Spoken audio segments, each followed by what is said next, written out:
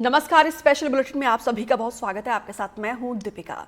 छत्तीसगढ़ के बलरामपुर में बच्चे ने जान दी है। बात इतनी सी थी कि पिता ने उसे एक बार मोबाइल देने से इनकार कर दिया, लेकिन बच्चे के लिए ये बात शायद इतनी सी नहीं थी। ऐसा क्यों हो रहा है, आज हम इसी पर बातचीत करेंगे। एक और वाकया इंदौर का है। इंदौर में बेटी और बेटे ने माँ बाप के खिलाफ थाने में शिकायत दर्ज कराई है। आरोप लगाया है मोबाइल और टीवी नहीं देने का।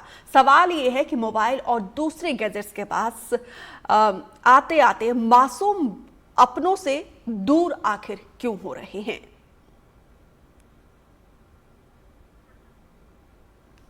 तो देखिए, बड़ा ही चिंता का विषय है, क्योंकि सबसे ज्यादा सिक्योर और सबसे भला और सबसे मजबूत दिशा कोई दिखाता है तो वो है पेरेंट्स, अभिभावक और पालक। लेकिन उन्हीं पेरेंट्स के खिलाफ देखिए अब बच्चों की मनोस्थिति किस तरीके से बदल रही है। ये अपने आप में चिंता का विषय है कि आखिर बच्चे माँ बाप से इतने दूर क्यों हो रहे हैं, क्यों उनको उनकी बातों का इतना बुरा और साइड इफेक्ट हो रहा है कि आत्महत्या जैसा खौफनाक कदम उठा रहे हैं। हालांकि कोई पहला मामला नहीं है, इससे पहले भी हमने बहुत सारे ऐसे मामले देखे हैं, लेकिन अब ये मामले लगातार बढ़ते जा रहे हैं, जो कि अपने आप में एक चिंता का विषय है। क्योंकि सबसे ज्यादा सेफ और सिक्योर बच्चे कई महसूस करते तो अपने घर में, अपने माँ बाप के शेल्टर में, उनकी छत्र छाया में वो महसूस करते हैं, खुद को सिक्योर फील करते हैं। लेकिन अब देखिए, ये भी एक समाज का एक बदलता हुआ स्वरूप सामने आ रहा है, जिससे कहीं ना कहीं बहुत सारे सवालों को जन्म दे दिया है। हालांकि इसको लेकर कई केस स्टडीज भी हो रही है और ऐसे में सवाल बहुत सारे हैं कि क्या अब इन सब्जेक्ट्स को भी स्कूल में शामिल होना चाहिए, उन तमाम सब्जेक्ट को, जिससे बच्चों की मेंटल स्थिति को और ज़्यादा मजबूत किया जाए। सवाल ये भी है कि आखिर बच्चे अब इतने इम्पेशेंट क्यों हो रहे हैं, उनमें सहन शक्ति इतनी कम क्यों होती जा रही है। और 13 साल के मासूम ने खुदकुशी कर ली है और जिसने बहुत सारे सवालों को जन्म दिया है। और इंदौर में देखिए, हैरान कर देने वाली तस्वीर निकलकर सामने आई है। यहाँ पर तो बच्चे ही अपने माँ बाप के खिलाफ केस करने के लिए पहुंचे। सिर्फ माँ बाप की गलती इतनी सी थी कि आपको ज़्यादा मोबाइल नहीं देखना है, टेलीविज़न नहीं देखना है।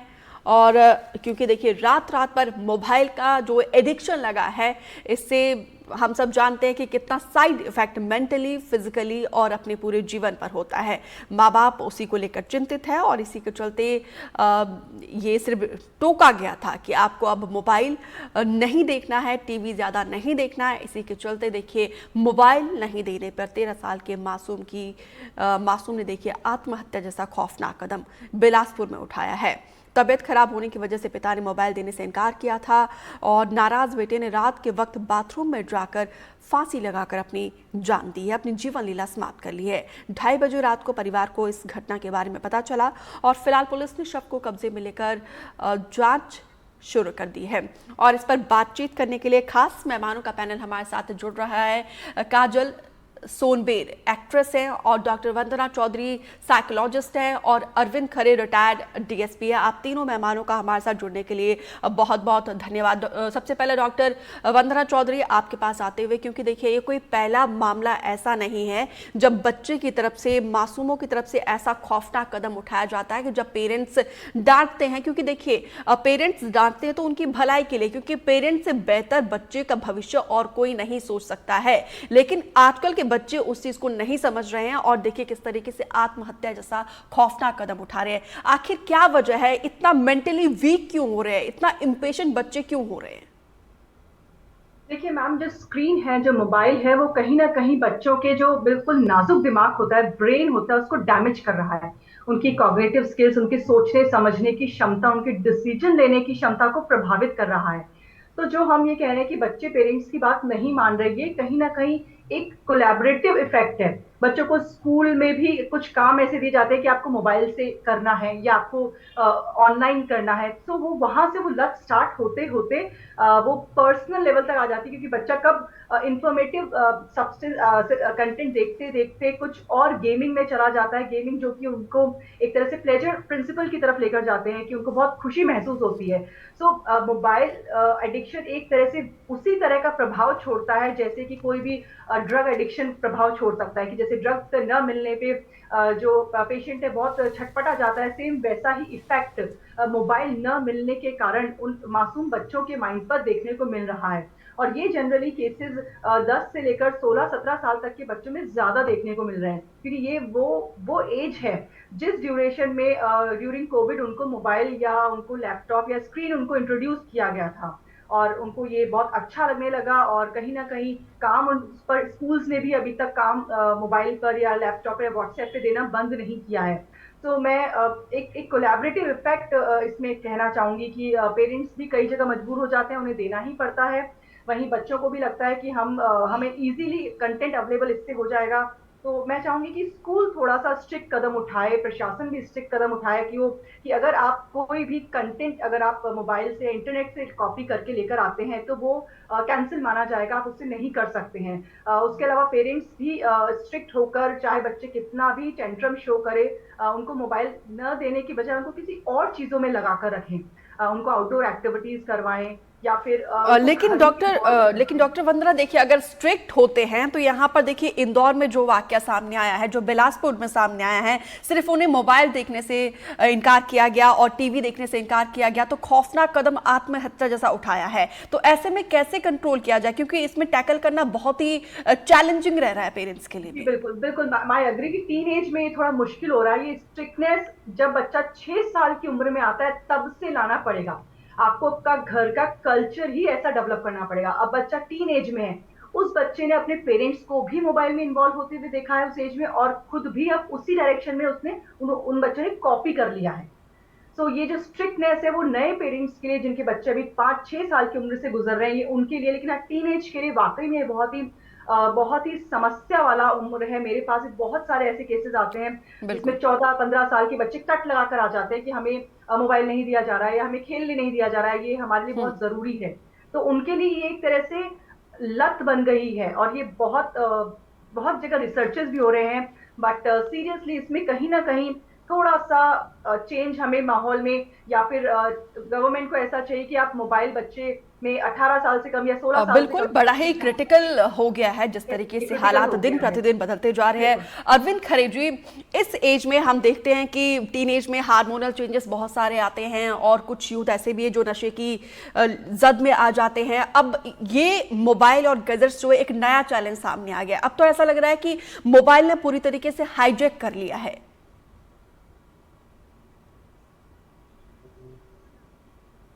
अरविंद जी, क्या आपको आवाज मिल पा रही है?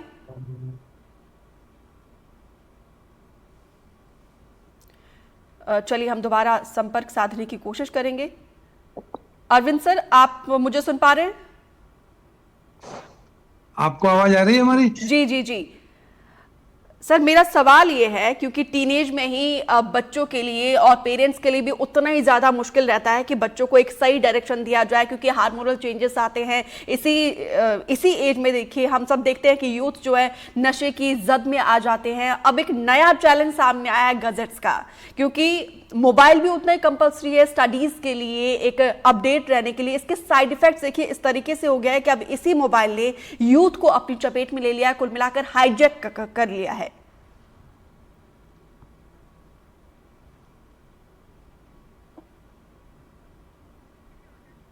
चलिए मैं दोबारा लौटूंगी आपके पास। हमारे साथ और भी मेहमान लगातार बने हुए हैं। काजल एक्ट्रेस हैं। काजल, आप अपने आसपास जिस तरीके से माहौल को देखती हैं, क्योंकि आपका तो प्रोफेशन ही बड़ा ग्लैमरस का है, और ऐसे में जो एक केसेस लगातार जो सामने आ रहे हैं, छोटे छोटे बच्चे, देखिए पेशेंस बिल्कुल भी नहीं है, और पेरेंट्स की बातों को इस तरीके से दिल और दिमाग में बिठाकर जो स्टेप उठा रहे हैं वो वाकई में बेहद खतरनाक है।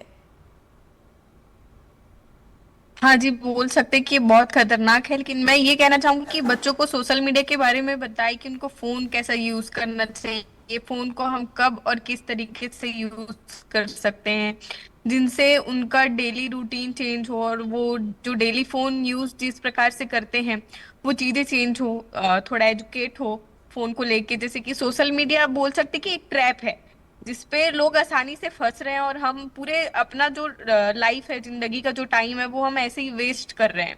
तो मुझे लगता है कि सोशल मीडिया के यूज के बारे में बच्चों को, चाहे वो शिक्षा द्वारा हो चाहे पेरेंट्स के द्वारा हो, उनको शिक्षा देनी चाहिए, और उस हिसाब से बच्चे आगे बढ़ेंगे और सोशल मीडिया से थोड़ा एक बैक स्टेप ले सकते हैं। बिल्कुल। डॉक्टर वंदना, आपने कहा था कि पेरेंट्स को ही घर में एक ऐसा एनवायरनमेंट बनाना होगा ताकि बच्चों को एक सही दिशा में आगे बढ़ाया जा सके। बहुत सारे कारण हम ग्राफिक्स के जरिए भी यहाँ पे दर्शकों को बता रहे हैं, जैसे फैमिली जो है न्यूक्लियर हो रही है, एक दूसरे से कोई कांटेक्ट नहीं रहता है, पूरी तरीके से सब अपने एक फोकस से लगे रहते हैं अपने करियर के लिए, और उसी का ही कहीं ना कहीं साइड इफेक्ट सामने आ रहा है। लेकिन हमने कुछ घरों में ऐसा भी देखा है कि वो स्पेशली छोटे बच्चों के लिए एक अलग सा मोबाइल लाकर रखते हैं, वो खुद ही ऐसा एक ट्रैप में अपने बच्चों को डाल रहे हैं, उन्हें अंदाजा भी नहीं होता है। आप बिल्कुल सही कह रहे हैं, ये छोटे बच्चों के लिए तो वाकई में ट्रैप ही है। उनको फिर भी हम लोग अभी संभाल सकते हैं क्योंकि उनका ब्रेन अभी भी पेरेंट्स के कंट्रोल में होते हैं। अगर पेरेंट्स थोड़ा सा भी उन पर ध्यान दे तो हम उनको इजीली डाइवर्ट कर सकते हैं। लेकिन यहाँ मुद्दा आ रहा है, जो बच्चे 11 प्लस के हैं, टीनेज की तरफ जा रहे हैं, वहां उनके लिए उनको किस तरह से ऑक्यूपाई कहीं और किया जाए, उनको किस तरह से मोबाइल से छुड़ाया जाए, स्क्रीन से छुड़ाया जाए। तो ये एक बहुत बड़ा मुद्दा है जिसके लिए मुझे जो कभी कभी ऐसा हल दिखता है या मैं सोचती हूँ, पेरेंट्स के साथ भी मैं शेयर कई बार करती हूँ कि वाकई में कुछ ऐसा, जैसे ड्राइविंग लाइसेंस के लिए गवर्नमेंट ने एक लॉ ला रखा है कि 16 प्लस पे ड्राइविंग लाइसेंस दिया जाता है। सेम वैसे मोबाइल यूज के लिए भी गवर्नमेंट को या हमारे किसी को भी ऐसा लॉ लाना चाहिए कि बच्चे अगर उससे पहले मोबाइल में यूज करते हुए देखे गए या ओवर यूज करते हुए देखे गए तो डेफिनेटली उनके लिए कोई ना कोई स्टेप उठाया जाएगा। तो वहां पर बच्चों में एक डर आएगा कि हम ज्यादा यूज कर रहे हैं तो मे बी हमको कोई ना कोई नुकसान हो सकता है, वो नुकसान फिजिकल नुकसान होगा, मे बी हमारी पढ़ाई रुक जाएगी या हमें रिहैब सेंटर में या 1-2 दिन के लिए हमें पेरेंट्स से दूर कर दिया जाएगा, हमें घर से दूर कर दिया जाएगा। कुछ ना कुछ ऐसा वाकई में हमें सोचना होगा जिससे हम टीनेज को बाहर निकाल सके। अदरवाइज ये एज जो कि 22 साल तक की एज में है, उसके बाद बच्चे उस मोबाइल में इतने एडिक्ट हो जाते हैं कि डिप्रेशन में चले जाते हैं, और वो डिप्रेशन में तो आजकल 13-14 साल के बच्चे जा रहे हैं। बिल्कुल, वो सोच ही नहीं पा रहे हैं, वो एकदम एंशियस हो जाते हैं कि मुझे नहीं मिला तो दुनिया कुछ भी नहीं है, एकदम खाली, जो भी है मेरे लिए वर्चुअल वर्ल्ड ही है। तो कुल मिलाकर पूरी दुनिया जो है मोबाइल के इर्द गिर्द ही, यूथ को, जो लोग खास तौर पर इस मोबाइल की जद में आ चुके हैं और इसका एडिक्शन उन्हें लगा है, तो उनको इस एडिक्शन से निकालना भी कहीं ना कहीं बड़ा एक चैलेंज रहता होगा। इस सवाल के साथ मैं आपके पास दोबारा लौटूंगी, लेकिन अरविंद खरीजो, क्या आप मुझे सुन पा रहे हैं? आवाज आ रही है जी, क्योंकि देखिए खास तौर पर टीन एज में ये एक ऐसा एज होता है जब बहुत सारे हार्मोनल चेंजेस भी होते हैं और इसी एज में बहुत सारे बदलाव भी देखने को मिलते हैं। नशे की लत में भी जो है इसी एज में हम अमूमन देखते हैं, लेकिन अब एक नया एडिक्शन सामने आया है मोबाइल का। अब क्या ऐसा कदम उठाया जाए कि इन तमाम चीज़ों से युवाओं को हम बचा कर रखें, क्योंकि ये समस्या जो दिन प्रतिदिन बढ़ती जा रही है? मेरा इसमें एक सुझाव है कि जो पेरेंट्स हैं इनको कंट्रोल करना पड़ेगा टीवी और मोबाइल से। चाहे हम सिगरेट पिए, शराब पिए और बच्चों से बोले बेटा सिगरेट नहीं पीना चाहिए, बेटा शराब नहीं पीना चाहिए, गलत बात है। पेरेंट्स को खुद अपने को कंट्रोल करना चाहिए। नियमित टाइम पे टीवी और मोबाइल का सिर्फ बातों के लिए की, तो खुद पेरेंट्स दिन भर पेरेंट्स मोबाइल लिए रहते हैं, टीवी देखते रहते हैं, बच्चों में ऑटोमेटिक आदत ट्रांसफर होती है। एक तो मेरा पर्सनली ये सुझाव है सारे पेरेंट्स को, और जो साइकोथेरेपिस्ट जो लोग बोल रहे हैं उनकी बात में, उन्हीं की बात से उनकी काउंसलिंग पेरेंट्स की भी होना चाहिए बच्चों से ज्यादा। दूसरा ये रहा, पुलिस ने ऑफेंस दर्ज किया बच्चों के मोबाइल मना करने में, पुलिस में कोई आईपीसी की धारा तो है नहीं, कुछ ना कुछ पेरेंट्स ने अपनी खींच मिटाने के लिए बच्चों को हैरेस किया होगा, हो सकता हिंसा की हो, तभी पुलिस ने एफआईआर दर्ज की होगी। मोबाइल पर से मना करना और मोबाइल छीनना ये कोई भारत का कोई ऐसा कानून नहीं है जो माँ बाप को बच्चों को मोबाइल रोकने पे मना करे। बिल्कुल, हमारा ये सुझाव है कि पेरेंट्स खुद अपने में सुधार करें, खुद त्याग करें। आचरण से बच्चे सीखते हैं। मैं मीठा खाऊं और बच्चों को ज्ञान दूं बेटा मीठा मत नहीं खाओ, तो गलत बात है ना। पेरेंट्स हो, जितने पेरेंट्स माँ बाप है, ये सारी महिलाएं मुझे बोलना नहीं चाहिए, सब टीवी देखती हैं और उनके पापा दिन भर मोबाइल में चिपके रहते, भाई लोग बच्चों का ऑटोमेटिक ट्रांसफर होता है ना बेटा उनका। तो कुल मिलाकर घर में जैसा परिवेश होता है, जैसा माहौल होता है, उसका सीधा असर जो है बच्चों पर हो रहा है। काजल, ये बताइए जरा, सोशल मीडिया का कितना असर और कितना साइड इफेक्ट यूथ पर हो रहा है, क्योंकि सोशल मीडिया पर अब तो ऐसा कंपल्सरी सा हो गया है, हर कोई सोशल मीडिया प्लेटफॉर्म पर एक्टिव होता है, तो उसका जो साइड इफेक्ट हो रहा है और इसका खामियाजा देखिए किस तरीके से हमें भुगतना पड़ रहा है। देखिए, सोशल मीडिया की वजह से बहुत सारे लोग हैं जो पहले नॉर्मल एक फोटो पोस्ट करते थे, अब जो रील्स और टिकटॉक जब से आए हैं तब से लोग सोशल मीडिया को बहुत ज्यादा महत्व देने लग गए हैं। और बोल सकते हैं कि इसमें एक बिजनेस भी है जिससे हम अर्न कर सकते हैं, कमाई का एक सोर्स है। तो मैं यही बोलूंगी कि इसके सारे निगेटिव चीजों को छोड़ के अगर आप पॉजिटिव चीजों को देखोगे तो इसमें बहुत सारी चीजें हैं जो एक कमाई का जरिया है, जो एक यूथ कमा सकता है। लेकिन आजकल के बच्चे जो हैं वो इसको अदरवाइज लेके चीजों को कर रहे हैं, और मैं कहीं ना कहीं शिक्षकों को भी इसका जिम्मेदार सोचती हूँ, मानती हूँ। हो सकता है कि मैं गलत भी हूँ, क्योंकि जब से लॉकडाउन लगा है तब से टीचर्स क्या कर रहे हैं कि ऑन अच्छा, पूरी तरीके से हम जो है सोशल मीडिया के ऊपर डिपेंड हो गए, उसका साइड इफेक्ट आज साफ तौर पर नजर आ रहा है। डॉक्टर वंदना, जो बच्चे इस ट्रैप में फंस चुके हैं, जो निकलना भी चाहते हैं और वो नहीं निकल पा रहे, उनके लिए आप क्या कहेंगे? और दूसरा सवाल ये है कि कैसे पहचानें कि बच्चा अब जो है सोशल मीडिया के और इन तमाम सोशल मीडिया की जद में वो आ चुका है? देखिए, मोबाइल या इंटरनेट के पूरे वर्चुअल वर्ल्ड में वो एंटर हो चुका है, तो इसका तो एक सबसे जो हम आइडेंटिफिकेशन है वो ये है कि बच्चा सिर्फ अपने आप में रहना स्टार्ट कर देता है, किसी से बात नहीं करना पसंद करता, इवन अपने पेरेंट्स से भी शेयर नहीं करेगा, दोस्त भी उसके फिजिकल वर्ल्ड से ना होकर ऑनलाइन वर्ल्ड में ज्यादा हो जाएंगे, एंड उसके अलावा उनके साथ गेमिंग में ज्यादा इन्वॉल्व रहने लग जाएगा, उसको सिर्फ वही मजा आने लग जाएगा। तो जहां हम देख रहे हैं कि हमारा बच्चा धीरे धीरे उस तरफ जा रहा है, तो स्टार्टिंग फेज में देखिए, ये वाकई में मैंने कुछ पेरेंट्स को ये एडवाइस भी किया और ये उन्होंने माना भी, और ये बहुत कारगर भी सिद्ध हुई है। ऐसे टाइम में क्या करना चाहिए बच्चों को, आपको कुछ टाइम के लिए, हफ्ते 10 दिन के लिए ऐसी जगह पे, आजकल बहुत जगह जगह मेडिटेशन सेंटर या रिट्रीट सेंटर्स हैं जहां बच्चों को एक्सरसाइज, योगा और इन सब को इंट्रोड्यूस कराकर उनको मोबाइल से दूर लाया जा सकता है। तो बच्चों को जब तक आप इन चीजों से दूर नहीं करेंगे, बिल्कुल डिटैच नहीं करेंगे कंप्लीटली, आप वहां जाइए, वहां आप मोबाइल लेने का ही नहीं है, वहां दिया ही नहीं जाता है, इट्स बैन। तो धीरे धीरे बच्चों का जो हैबिट है, नेचर है, वो अपने आप उनको नेचर में प्रकृति में उनको मजा आना स्टार्ट हो जाएगा।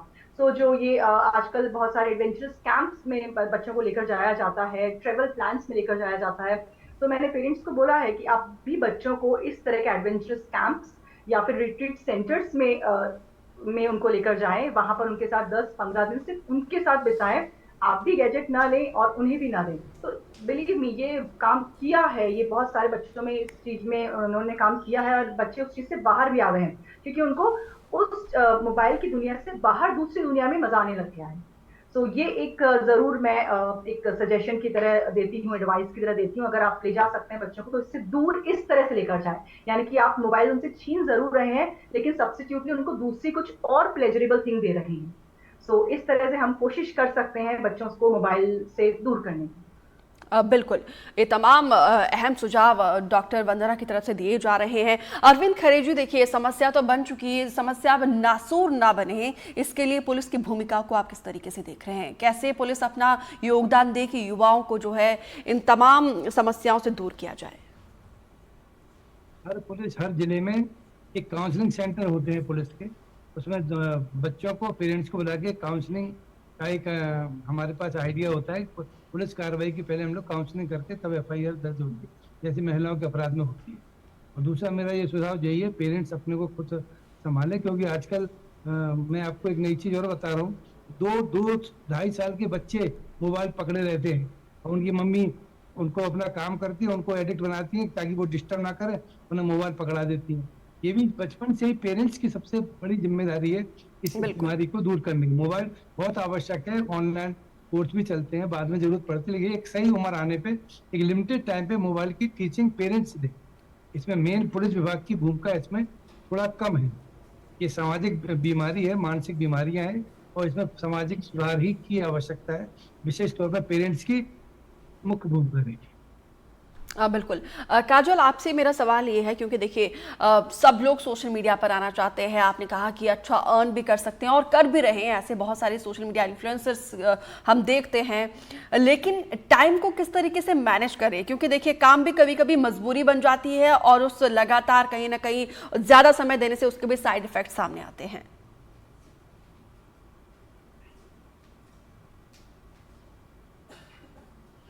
काजोल, आप मुझे सुन पा रही हैं? चलिए, अब डॉक्टर वंदना से हम सवाल लेते हैं। डॉक्टर वंदना, समस्या तो ये है ना कि हमें सल्यूशन भी पता है, हमें प्रॉब्लम भी पता है, लेकिन उस प्रॉब्लम से हम निकल नहीं पा रहे हैं क्योंकि इस तरीके से हम ट्रैप में अब आ चुके हैं। ट्रैप में तो आ चुके हैं सर मैम, लेकिन वही वाली बात है, जब तक आप इस अभिमन्यु ने भी ट्रैप में बाहर आकर ही निकलना सीखा था, तो ट्रैप को तोड़ना तो हमको ही पड़ेगा, मिलकर तोड़ना पड़ेगा। इसमें सभी का योगदान होना चाहिए, पेरेंट्स का भी होना चाहिए, कानून का भी होना चाहिए, सरकार का भी योगदान होना चाहिए और स्पेशली स्कूल एजुकेशन का सबसे ज्यादा एग्जैक्टली मेरा स्कूल एजुकेशन को लेकर सवाल था। क्या ऐसे कोई सब्जेक्ट को स्कूलों में एड ऑन करना चाहिए? बिल्कुल किया जा सकता है स्कूलों में सब्जेक्ट्स को, इवन मॉरल एजुकेशन की जो क्लासेस जो एक सब्स्टिट्यूट सब्जेक्ट की तरह लिया जाता है, उस पर एम्फेसिस किया जा सकता है। ई एजुकेशन जो इतने सारे फ्रॉड्स हो रहे हैं, हम ऑनलाइन एजुकेशन में उनको दे तो रहे हैं, लेकिन वो फिजिकल के मुकाबले न हो ज्यादा। इवन स्कूल्स में भी स्मार्ट टीवीज का यूज किया जा रहा है, तो स्मार्ट टीवी में भी टीचर्स 1-to-1 इंटरेक्ट नहीं कर रही हैं। तो मैं कहती हूँ कि कुछ सब्जेक्ट ऐसे होने चाहिए स्कूल के अंदर जहां वो क्लासिकल जो पुरानी टीचिंग मेथोडोलॉजी हुआ करती थी, जहां बच्चों को मेमोराइज किया जाता था। क्योंकि देखिए आजकल बच्चों में सारी चीजें उनको इतना इजीली अवेलेबल हो चुकी है कि वो मेमोराइज ही नहीं कुछ कर पा रहे हैं।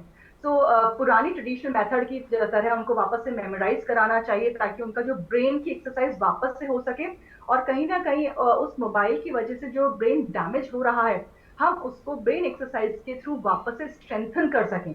तो स्कूल में ब्रेन स्ट्रेंथनिंग की एक्सरसाइज पर फोकस किया जाना चाहिए, ताकि जो भी डैमेज हो रहे हैं एटलीस्ट वो लॉन्ग टर्म ना हो। क्योंकि बच्चों को पेरेंट्स भी ना कर रहे हैं, स्कूल में भी उनको ना किया जा रहा है, तो कहीं ना कहीं डेफिनेटली उन पर इम्पैक्ट जरूर पड़ेगा। तो साथ में पीयर ग्रुप्स का जो इन्फ्लुएंस बच्चों पर होता है, उसको कंट्रोल करना बहुत ज्यादा जरूरी है। कई जगह हमने देखा है कि स्कूल भी मोबाइल को अलाउ कर रहे हैं, बिल्कुल लैपटॉप अलाउ कर रहे हैं, तो that should be strictly prohibited. उनको रोक लगाना बहुत जरूरी है। स्कूल में लैब में ही सिर्फ कंप्यूटर्स के जरिए ही आप लोग स्टडी कर सकते हैं, आपको लैपटॉप या मोबाइल अलाउड नहीं है।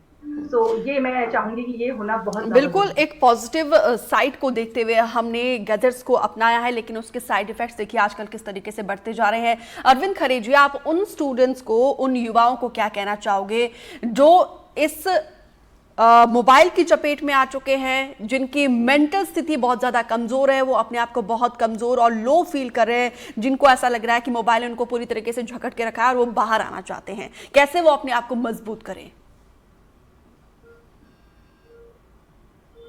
करना पड़ेगा, एक नियम बनाए कि किस टाइम पे उनको मोबाइल देखना है, और 24 घंटे से मोबाइल रखेंगे और रात में भी बिस्तर पे ही मोबाइल रखेंगे तो उनके लिए प्रॉब्लम। हमारा सब युवाओं को ये सजेशन है कि सिर्फ काम के लिए यूज करें, मेन कॉल के लिए, और सोशल मीडिया पे सिर्फ अपने एजुकेशन से संबंधित जानकारियाँ वो देखें, बाकी लिए परहेज करें। और इसके अलावा स्वयं इच्छा शक्ति, विल पावर उन्हें डेवलप करना पड़ेगा। इसके लिए उनके पेरेंट्स और टीचर उनको मेंटली सपोर्ट दें, मॉरली सपोर्ट। बिल्कुल। काजल, आपसे आखिरी सवाल, क्योंकि देखिए सोशल मीडिया में जैसे कि आपने कहा कि एक अर्निंग सिस्टम भी बन जाता है और हर कोई चाहता है कि एक साइट से जो है सोर्स ऑफ इनकम बने, और कई बार देखिए इतना ज़्यादा समय देते देते हम उसकी जद में आ जाते हैं कि हमें पता भी नहीं लगता है, तो उस टाइम को कैसे मेंटेन करना है? मैं तो यही बोलूंगी कि जो बच्चे अपना रूटीन, पहले वो रूटीन बनाए कि सुबह से लेके शाम तक वो क्या करते हैं, कैसे करते हैं। पेरेंट्स का जो टाइम रहता है कि बच्चों को अगर फोन देना भी है तो 1 घंटे का टाइम ले, 1 घंटे ही बच्चों को फोन दे, और उस चीज में क्वालिटी चीजें हो। फोन जब यूज करे वो क्वालिटी चीजें यूज करे, जैसे कि सोशल मीडिया में हम पढ़ाई कैसे कर सकते हैं, ठीक है, क्योंकि ये एक ट्रैप है, ट्रैप से हमको दूर रहना है। तो मैं सभी बच्चों को यही बोलूंगी कि वो सोशल मीडिया को सिर्फ एक बहुत अच्छा प्लेटफॉर्म मान के यूज करे, ना कि निगेटिव चीजों पे। डॉक्टर वंदना, आपसे वाइंड अप कमेंट, कैसे युवा अपने आप को मेंटली स्ट्रांग रखे? स्ट्रॉन्ग रखने के लिए एक बहुत अच्छा तरीका हो सकता है कि हम अपने आप में कोई स्किल डेवलप करें। जो नई एजुकेशन पॉलिसी में भी स्किल एजुकेशन की बात की जा रही है, तो वो जो स्किल है, कोई सी भी skill, cooking skill, making skill, planting skill, any skill, वो स्कूल में कंपल्सरी इंट्रोड्यूस होनी चाहिए, उस पर बेस्ड प्रोजेक्ट्स होने चाहिए। तो उससे बच्चों में वो ब्रेन स्ट्रॉमिंग होगी कि मैं इस प्रोजेक्ट को करने के लिए क्या करूं, और वो प्रोजेक्ट ग्राउंड लेवल पर होने चाहिए, जिनका इंफॉर्मेशन इंटरनेट पर अवेलेबल है, लेकिन वो सिर्फ इंफॉर्मेशन ले, और इंफॉर्मेशन लेकर सारी चीजें वो ऑन ग्राउंड प्रोजेक्ट पर लेकर आए। तो इस तरह से मैं चाहूंगी कि स्किल बेस्ड जो काम है वो तो बिल्कुल मैं आपको माफी के साथ रोकना चाहूंगी। डॉक्टर वंदना, बहुत अहम सुझाव आपने दिए। उम्मीद करते हैं कि तमाम उन पेरेंट्स के लिए, उन स्टूडेंट्स के लिए, उन युवाओं के लिए काम आए। और काजल के साथ साथ अरविंद खरे जी, आप दोनों का भी, आप तीनों का हमें समय देने के लिए बहुत बहुत धन्यवाद।